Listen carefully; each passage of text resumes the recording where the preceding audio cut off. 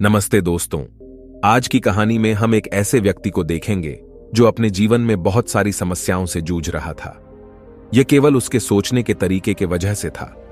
उसे लगता था कि मानव जीवन बहुत कष्टदायक है। वह सोचता था कि पशुओं का जीवन इंसानों से बेहतर है क्योंकि उन्हें इतनी समस्याएं झेलनी नहीं पड़ती।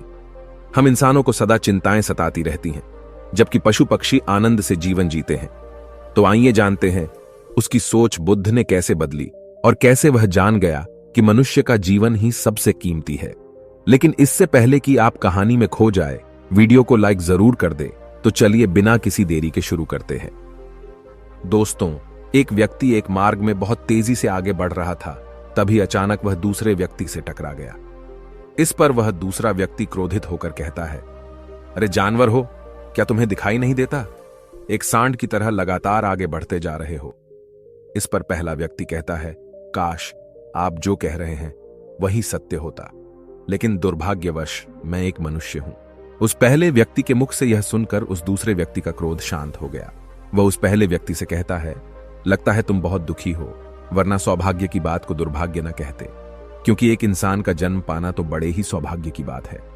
मनुष्य का जीवन बड़ी कठिनाइयों से मिलता है और तुम हो कि एक जानवर होना चाहते हो। तभी वह पहला व्यक्ति कहता है, मित्र, क्या आपने कभी किसी जानवर को आत्महत्या करते हुए देखा है? क्या आपने कभी किसी जानवर को किसी दूसरे जानवर को धोखा देते हुए देखा है? क्या आपने किसी जानवर को अपने अतीत या फिर अपने भविष्य के लिए परेशान होते हुए देखा है? ऐसे में मनुष्य का जीवन भला सौभाग्य की बात कैसे हो सकती है? इससे अच्छा तो पशुओं का जीवन ही है। हम मनुष्य तो पशुओं से भी गए गुजरे हैं। उस पहले व्यक्ति की यह सारी बातें सुनकर वह दूसरा व्यक्ति कहता है, लगता है तुम बहुत दुखी हो, तुम्हारे जीवन में बहुत बड़ी समस्या आ पड़ी है। यदि ऐसा है तो तुम्हें इसका समाधान महात्मा बुद्ध के पास मिल जाएगा, तो वहां जाओ। तभी पहला व्यक्ति कहता है कि कौन है? क्या कोई साधु है, महात्मा है, ऋषि मुनि है, पंडित हैं? अगर वह इनमें से हैं तो इनमें से कोई भी मेरी मदद नहीं कर सकता। मैं ऐसे कई लोगों से मिल चुका हूं और इनके पास मेरी समस्या का कोई समाधान नहीं है। इस पर वह दूसरा व्यक्ति कहता है, वह इनमें से तो नहीं है, लेकिन वह क्या है यह मैं भी नहीं जानता। बस मैं इतना ही जानता हूं कि जो भी उनके पास जाता है उनकी सभी समस्याओं का समाधान वह बड़ी सरलता से कर देते हैं। जो भी उनके पास आता है वह अपने सारे दुख दर्द वहीं पर छोड़कर चला आता है। उस दूसरे व्यक्ति की बात सुनकर पहले व्यक्ति को लगा कि उसे भी महात्मा बुद्ध से मिलना चाहिए।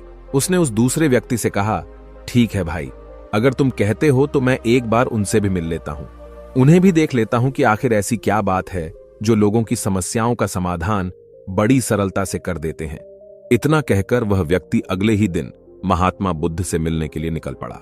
लगातार 3 दिन की यात्रा करने के बाद आखिरकार वह महात्मा बुद्ध के पास जा पहुंचा। जब वह महात्मा बुद्ध के करीब पहुंचा तो उसने देखा कि महात्मा बुद्ध अपने सभी शिष्यों को उपदेश दे रहे थे। महात्मा बुद्ध कह रहे थे, इस पृथ्वी पर उपस्थित हर किसी का जीवन बहुत कीमती है, परंतु मनुष्य जीवन अनमोल है। इसका उपयोग कर मनुष्य जीवन के उच्चतम शिखर तक पहुंच सकता है और इसी मनुष्य जीवन के कारण हम मनुष्य पशुओं से नीचे भी आ सकते हैं। महात्मा बुद्ध का यह उपदेश समाप्त होते ही वहां पर जो भी लोग बैठे हुए थे वह वहां से चले गए। तभी वह व्यक्ति महात्मा बुद्ध के करीब पहुंचा और वह महात्मा बुद्ध को प्रणाम करके कहता है, हे बुद्ध, आप कहते हैं कि हम मनुष्य का जीवन अनमोल है। आखिर हम मनुष्य के जीवन में ऐसी क्या बात है? हम मनुष्य के जीवन में कीमती जैसा क्या है? हम चिंता करते हैं, परेशान रहते हैं, हम अपने भविष्य के लिए हमेशा चिंतित रहते हैं। ऐसे ही हजारों प्रकार की समस्याएं हम मनुष्य के जीवन में चलती रहती हैं। लेकिन आप क्या जाने, आप तो एक साधु हैं। आपने तो ये सारी चीजें त्याग दी हैं और इसीलिए शायद आप ये सारी बातें बड़ी आसानी से कह सकते हैं। मुझे तो यही लगता है कि मनुष्य का जीवन बहुत ही कठिन है, हमें इसे समाप्त कर लेना चाहिए। आपने कभी किसी पशुओं को देखा है ना, तो वह चिंता करते हैं, ना ही उन्हें किसी तरह की तकलीफ होती है, ना ही वह कोई परेशानी में रहते हैं। वह तो अपना जीवन मौज मस्ती में जीते हैं, ना ही उन्हें अपने भूतकाल की चिंता होती है और ना ही भविष्य की। ना ही वह किसी को धोखा देते हैं और ना ही किसी से शिकायत करते हैं।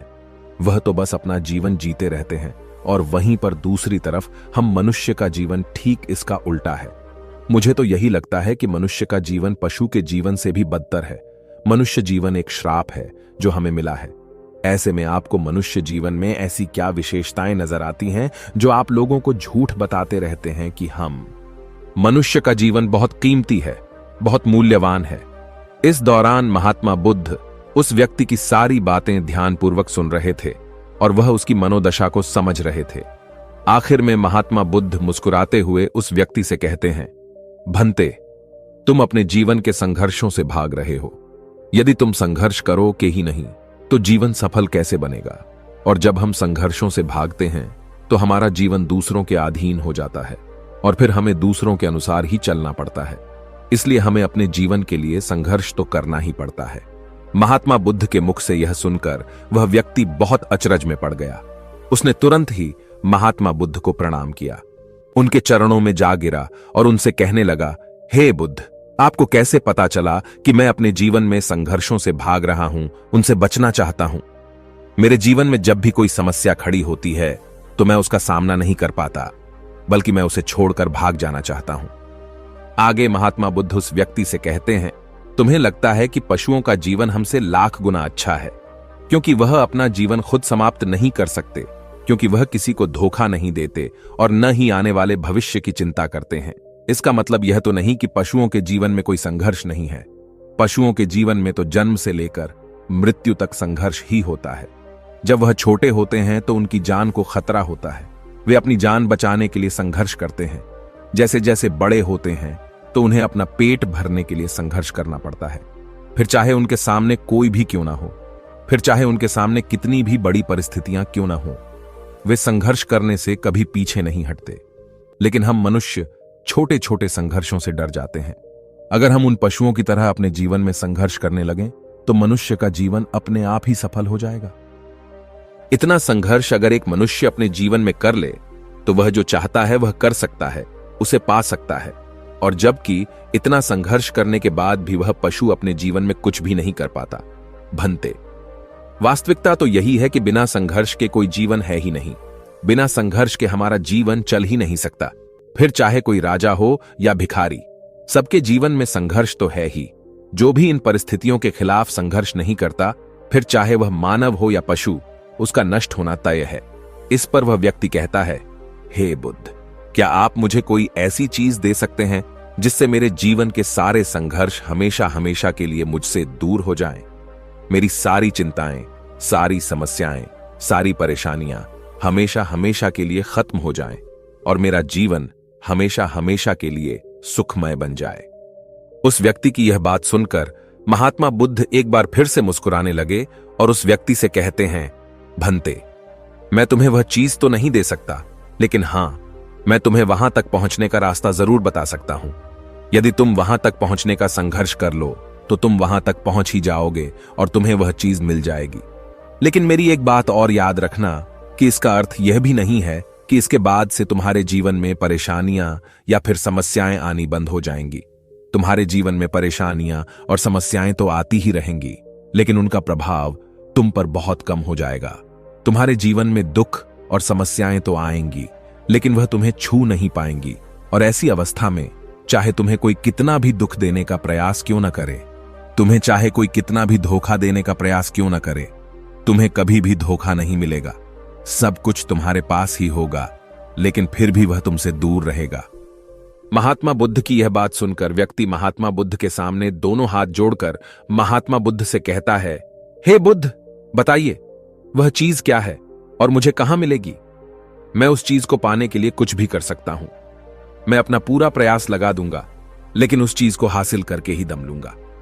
इस पर महात्मा बुद्ध ने उस व्यक्ति से कहा, सोच लो भंते, एक बार यदि तुमने रास्ता शुरू कर दिया तो तुम्हें उस रास्ते पर चलते ही रहना होगा जब तक कि तुम अपनी मंजिल को पाने ही लेते, और यह रास्ता अत्यंत संघर्षों से भरा होगा।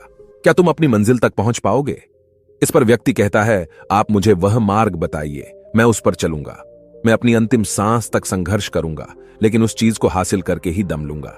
इस पर महात्मा बुद्ध कहते हैं, सुनो, उस चीज का नाम है शांति, जो तुम्हारे मन के भीतर गहराइयों में है। जैसे यह समुद्र की लहरें ऊपर से तो बड़ी तीव्र नजर आती हैं और उछाल मारती हैं, जिन्हें देखकर हमारा मन घबरा जाता है, परंतु ठीक इसी के विपरीत उसकी गहराई में वह बहुत ही शांत होता है। और ठीक इसी प्रकार हमारे मन की गहराइयों में भी वह शांति छिपी हुई है। तुम्हें अपने मन की गहराइयों में उस शांति को खोजना होगा, उस शांति के लिए संघर्ष करना होगा। और अगर तुम रास्ते से नहीं भटके तो जैसा मैंने तुम्हें कहा है वह सब तुम्हें मिलेगा जो तुम चाहते हो। महात्मा बुद्ध के मुख से यह सुनकर वह व्यक्ति कहता है, हे तथागत, मैंने तो सोचा था कि आप मुझे कोई ऐसी वस्तु बताएंगे जिसे मैं किसी भी हालत में खोज लूंगा और उसके बाद मेरा जीवन सुखमय बन जाएगा। इस दुनिया में ऐसी कोई चीज जिसे खोजा नहीं गया उसे तो खोजा जा सकता है, लेकिन मैं अपने मन के भीतर कैसे जा सकता हूं? वहां भला कौन सा मार्ग जाता है? वहां भला ऐसी कौन सी सवारी जाती है जिस मार्ग पर मैं चलकर या फिर उस सवारी के द्वारा वहां तक पहुंच सकता हूं? इस पर महात्मा बुद्ध मुस्कुराने लगे और उस व्यक्ति से कहते हैं, भंते, वहां पर कोई सवारी नहीं जाती और न ही वहां पर मनुष्य पैदल जा सकता है। फिर भी वह एक मार्ग है और उस मार्ग पर चलना ही पड़ता है। इस पर वह व्यक्ति कहता है, हे बुद्ध, तो आप मुझे बताइए, मैं उस मार्ग पर चलकर कैसे अपने मन के भीतर की उस शांति को खोज सकता हूं? इस पर महात्मा बुद्ध ने कहा, इस दुनिया में सबसे शक्तिशाली क्या है? इसका जवाब देते हुए वह व्यक्ति कहता है, हे बुद्ध, इस दुनिया में सबसे शक्तिशाली चक्रवर्ती सम्राट हैं जिसके पास असीम शक्ति है, जिसके पास सब कुछ है, उसके पास किसी चीज की कोई कमी नहीं। इसके जवाब में महात्मा बुद्ध कहते हैं, नहीं, इस दुनिया में सबसे शक्तिशाली चीज है इच्छा, और यही इच्छा इस दुनिया को चला रही है। जो कोई भी कुछ भी कर रहा है वह उसकी इच्छा का ही परिणाम है, उसका कर्म है, सब कुछ उसकी इच्छा के अनुसार ही चल रहा है। जहां तक बात है एक चक्रवर्ती सम्राट की, तो एक इच्छा एक चक्रवर्ती सम्राट को भी धूल में मिटा सकती है, और वहीं पर उसी के विपरीत एक इच्छा एक आम इंसान को भी एक चक्रवर्ती सम्राट बनाने में सक्षम है। इस दुनिया में जो कोई भी है, जहां कहीं भी है, जिस किसी भी परिस्थिति में है, वह उसकी इच्छा के अनुसार ही है, वह उसकी इच्छा का परिणाम ही है। अपनी इच्छा के बल पर मनुष्य इस जीवन में कुछ भी कर सकता है, लेकिन एक वास्तविकता यह भी है कि मनुष्य अपनी इच्छा पर नियंत्रण नहीं कर पाता, जिस कारण उसके जीवन में वह सब भी घटित होता रहता है जिसकी वह चाहत नहीं रखता। हमारे मन की बुरी इच्छाएं हमारी तरफ बुरी चीजों को खींचती हैं, इसलिए इच्छा बहुत सोच समझकर करनी चाहिए। हमें अपने जीवन में क्या चाहिए यह केवल हम अपनी इच्छा से ही निर्धारित कर सकते हैं। इस पर वह व्यक्ति कहता है, हे बुद्ध, तो क्या मैं अगर यह इच्छा करूं कि मुझे अपने मन की भीतर की शांति मिल जाए तो क्या वह मुझे मिल जाएगी? तभी महात्मा बुद्ध कहते हैं, भंते, इस दुनिया में सबसे शक्तिशाली इच्छा अवश्य ही है, परंतु फिर भी मनुष्य न जाने अपने जीवन में तरह तरह की इच्छाएं पालता है, लेकिन वह सारी इच्छाएं उसकी पूर्ण नहीं हो पाती। जानते हो क्यों? क्योंकि उस इच्छा को पूरा करने के लिए एक और चीज की आवश्यकता पड़ती है, और वह एक चीज की कमी मनुष्य के जीवन में हमेशा बनी रहती है। क्या तुम उसके बारे में जानते हो? इस पर वह व्यक्ति कहता है, नहीं बुद्ध, मैं नहीं जानता। वह क्या चीज है? तभी महात्मा बुद्ध कहते हैं, भंते, संकल्प। संकल्प के बिना इच्छा व्यर्थ है। संकल्प के बिना तुम चाहे कितनी भी बड़ी इच्छा क्यों न कर लो, लेकिन वह कभी पूरी नहीं हो सकती। संकल्प जितना मजबूत होगा, तुम्हारी इच्छा भी पूरी होने की संभावना उतनी ही अधिक होगी, और संकल्प जितना कमजोर होगा, तुम्हारी इच्छा भी उतनी ही कमजोर होगी। इस पर वह व्यक्ति महात्मा बुद्ध से कहता है, हे बुद्ध, तो इसका अर्थ यह हुआ कि यदि मुझे शांति पाने की इच्छा है और मैं इसे पाने के लिए दृढ़ संकल्प करूं, तो क्या मुझे वह शांति मिल जाएगी? तभी महात्मा बुद्ध कहते हैं, भंते, संकल्प भले ही इच्छा को शक्ति प्रदान करता है, परंतु इच्छा और दृढ़ संकल्प होने के बाद भी व्यक्ति अपने मंजिल तक पहुंच नहीं पाता, क्योंकि वह राह में भटक जाता है और फिर थक हार कर वह अपने संकल्प को त्याग देता है और अपनी इच्छाओं को छोड़ देता है। क्या तुम जानते हो ऐसा क्यों होता है? इस पर वह व्यक्ति कहता है, हे बुद्ध, मुझे नहीं पता। तभी महात्मा बुद्ध कहते हैं, क्योंकि किसी भी मार्ग पर चलने के लिए उस मार्ग के ज्ञान का होना बहुत आवश्यक है, और यह ज्ञान हमें उस मार्ग पर चलकर ही मिल सकता है ना कि केवल बैठकर सोचने से। और जब हम उस मार्ग पर चलते हैं तो हमें छोटी मोटी दिक्कतें, समस्याएं, परेशानियां आती ही रहती हैं, और हम उन छोटी छोटी समस्याओं में फंसकर रह जाते हैं और हमारा संकल्प टूट जाता है। हमारी इच्छा उन छोटी छोटी समस्याओं के सामने कमजोर पड़ जाती है और हम उन समस्याओं के सामने घुटने टेक देते हैं, हार मान लेते हैं, और हमारा पूरा का पूरा जीवन फिर उन्हीं समस्याओं के इर्द गिर्द घूमता रह जाता है और हमारा पूरा जीवन वहीं पर समाप्त हो जाता है। इस पर व्यक्ति कहता है, हे बुद्ध, मैं आपकी बातों को समझने का बहुत प्रयास कर रहा हूं, लेकिन मुझे आपकी सारी बातें समझ नहीं आ रही। कृपया करके आप मुझे साफ और स्पष्ट तौर पर समझाने का प्रयास करें। तभी महात्मा बुद्ध ने उस व्यक्ति से कहा, भंते, मान लो कि तुम्हें किसी गांव में जाना है और वहां पर किसी व्यक्ति से मिलना है, और तुमने यह दृढ़ संकल्प किया है कि तुम उस व्यक्ति से मिलकर ही रहोगे।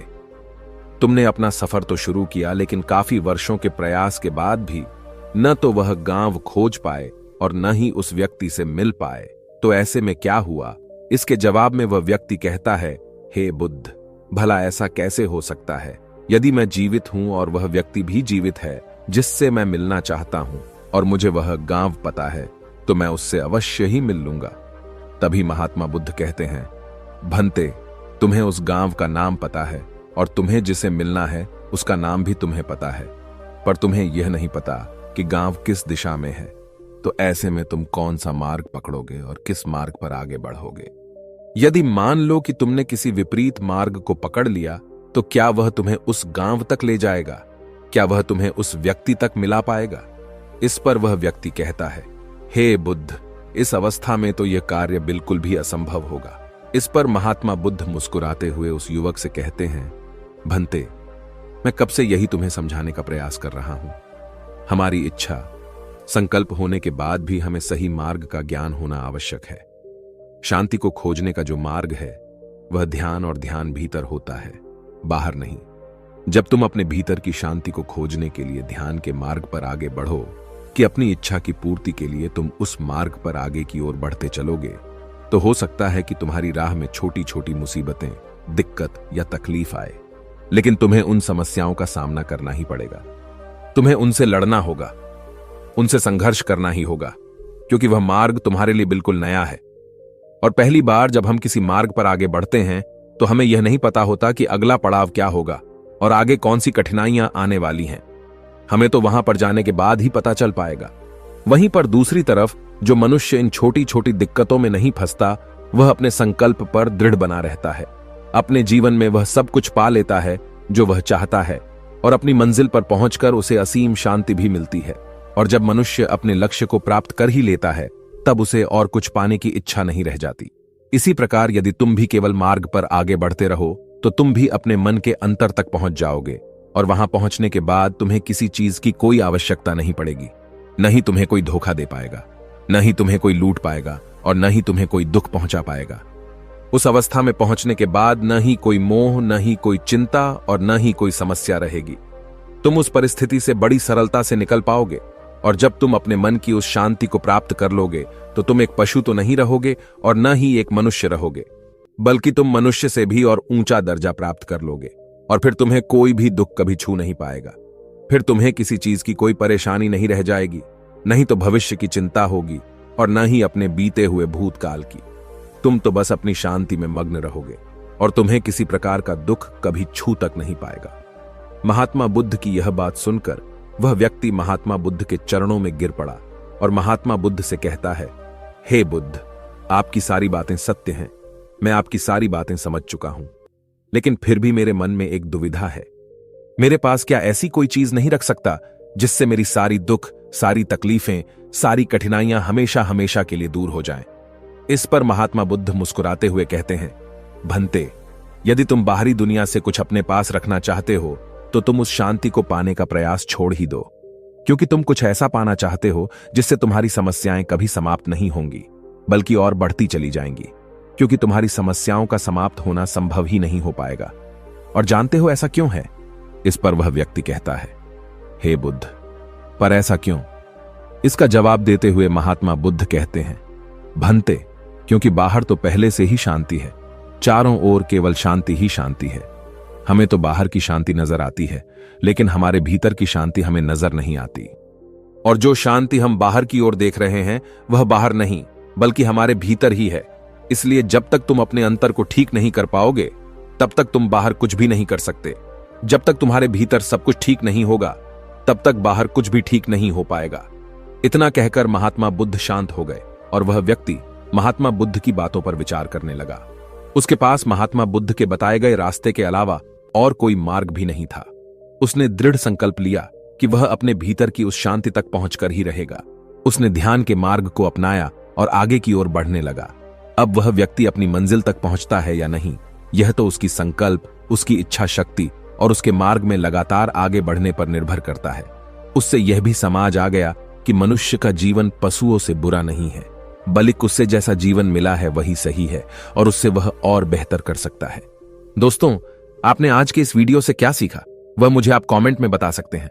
इसी के साथ में उम्मीद है कि आपको आज की वीडियो पसंद आई होगी, तो इस वीडियो को उस इंसान को शेयर करें और उसी के ठीक बाद चैनल को सब्सक्राइब करें। तो चलिए फिर मिलते हैं ऐसी एक और नई वीडियो में। तब तक के लिए अपना ख्याल रखें। धन्यवाद और नमो बुद्धाय।